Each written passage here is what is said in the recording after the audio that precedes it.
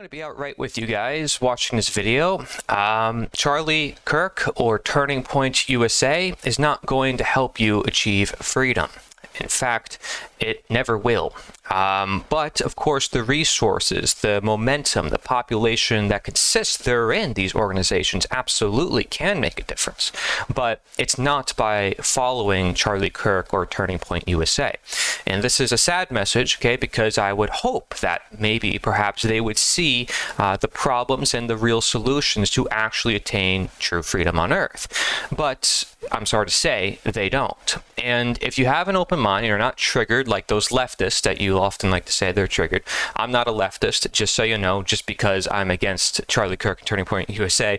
I'm also not a libertarian just because I say I'm not right-wing or left-wing. See, I'm not going to be put on those boxes. I'm going to actually achieve real freedom, which is not just physically, but also mentally, okay? So I don't fit into those barricades, those boundaries. I just want people to live their own lives. I actually came from the same background, perhaps, that you came from. I was a deeply hearted conservative, right? I had every position that the conservatives have nowadays, actually. Had to cut there because my mic was peaking, but the point is that I came to understand knowledge that was not taught to me in school, because the schooling model teaches indoctrination. It teaches obedience rather than virtue. We know this. It's the Prussian model of schooling. Look at the works of Etienne de la Boétie, the historic writer, but also there's a guy who goes by that name nowadays. His website, artofliberty.org. I mean, amazing resources going into all the hidden history, the hidden teachings, and all the stuff they don't teach you in school on purpose. But also an idea called voluntarism. Look at Mark Passio's Natural Law Seminar. Look at Larkin Rose in his book, The Most Dangerous Superstition, or his movie, The Jones Plantation. I guarantee you, if you are a conservative and you really care about freedom, but more than that, you care about the truth in this world, that these resources are just going to blow your mind, because it did for me. And frankly, I couldn't wrap my head around it at first, because I grew up very, political in the sense of, man, Trump, I knew everything about him. My dad worked for him. I had the water bottle, I had the t-shirt, I had, the flag, I had everything. I went to the rallies, I got to know people. People said, hey, Corey, you should run for president. You look like you can be the type, and I got class president and all this stuff, right? So I held all those positions. I even wrote articles about Trump. I called myself a populist before everybody else did this. This was all in 2016, okay?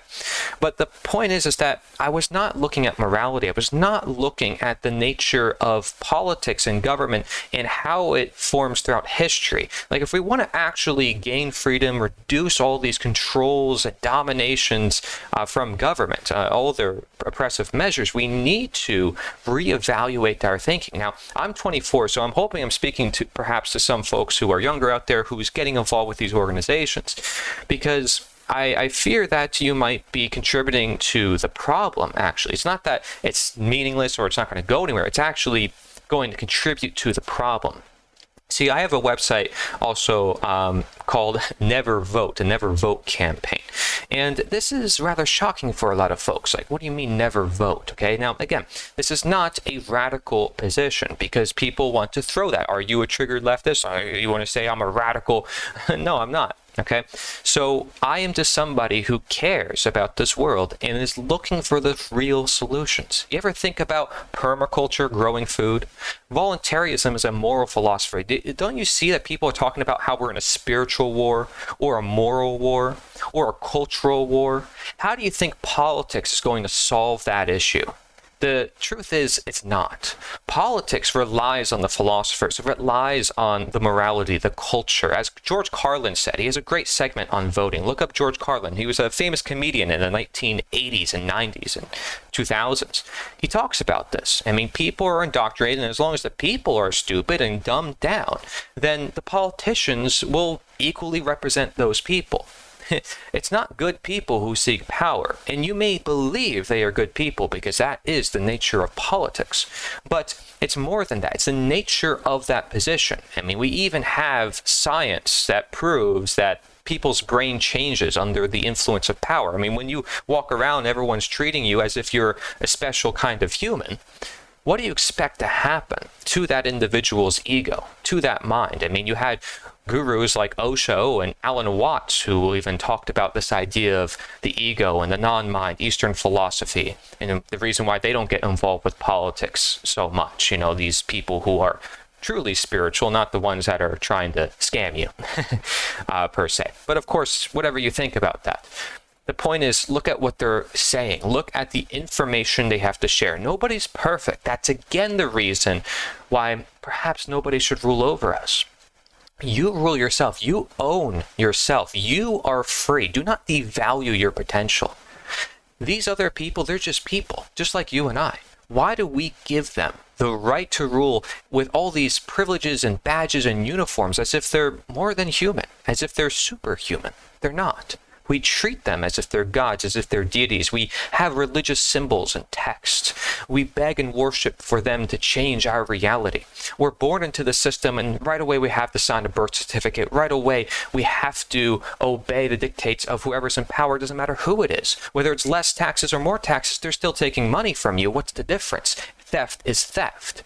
Whether it's 1% taxation or 99% taxation, it still is taxation. Right? Whether 99% of people agree with it or 1% of person disagree with it, if it's wrong, it's wrong. It doesn't matter how many people agree or disagree with it. I'll put questions on the screen for you, but I want you to check out this website, Never Vote Campaign, nita.one/vote, and go to the Liberator.us. I have a bunch of resources there, articles, people can get involved, and many solutions, okay? Look up voluntarism, look up permaculture, look up artofliberty.org. I guarantee you, any of the resources I mentioned in this video is going to shatter your political beliefs, because it certainly did for me. And the older folks are not going to be open to this message, because for long in their life, they've played the political game. And this is the world they've created. Has the world gotten any better? No, it has not. It's up to this generation to actually change things. So realize your power and do not underestimate your power. You can make a difference, and you don't need someone else to make that difference for you. Exactly.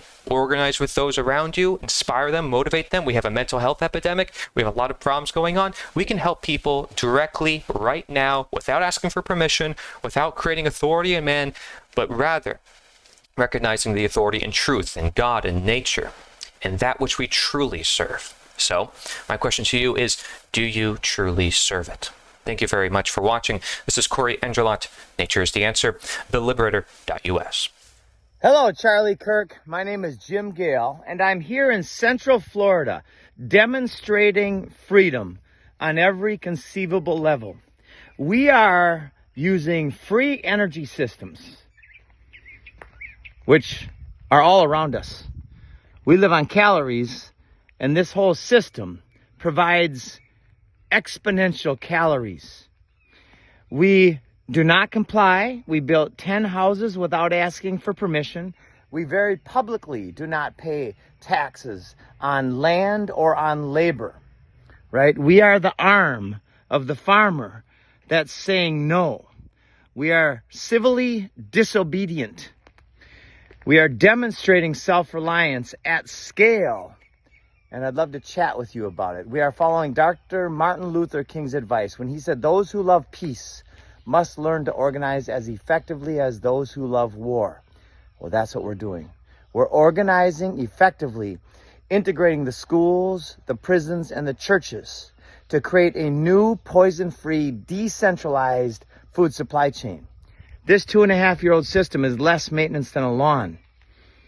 When we convert 20, 30, 40, 50% of our lawns to poison-free regenerative agriculture, we solve mass extinction and deforestation and cancer and diabetes and heart disease. We end tyranny and we end war. So I'd love to chat with you at your earliest convenience. Jim Gale, Food Forest Abundance.